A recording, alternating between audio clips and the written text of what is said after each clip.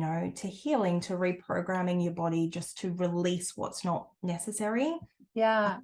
Yeah. I mean, when you're talking, it's interesting because sometimes I'll meditate and I'll be thinking, oh, like my mama Amethyst wants to be with me. And I go, yeah, but I can like disconnect because she's over there. I can feel her. But I really do need to hold on to her. You're right. I do need to have that and, have that exchange, in a physical way. I love that instead of just making it an intention.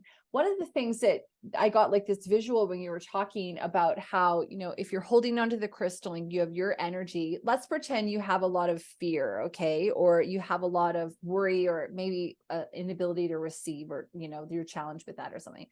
That it's almost like, in a way, I kind of imagine that the crystal is like sucking all of that into them and then transmuting it and processing it out the other side. I have Absolutely. it's so, wow, I just like Yes. saw that visual and went, whoa, it's like a filter. Yeah. Absolutely. Which is why you need to cleanse your crystals, which most of us don't do often enough. And when you're using them on your body, you definitely want to do that regularly because they draw that energy, they draw that blockage. Now they're only going to draw what you're ready to heal. Yeah.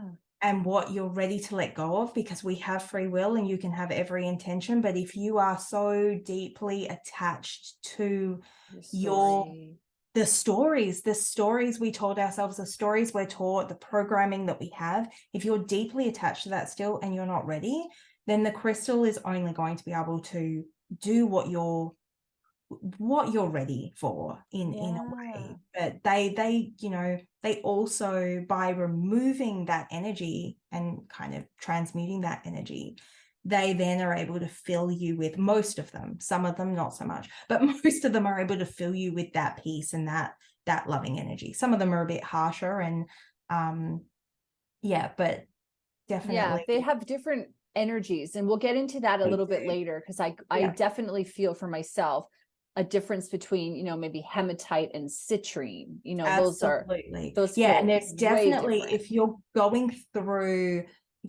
through a period of anxiety or depression, there would be certain crystals that initially, if you'll open up a book and they'll say this is amazing for it. There are certain crystals that even on the healing table with my experience and knowledge now, that I still wouldn't put, because there's energies that you do want to work gently and you want to be able to ground that energy down. So there is a science to it in a way, and a lot of the time I say follow your intuition when you are buying a crystal. So you go there with a shopping list.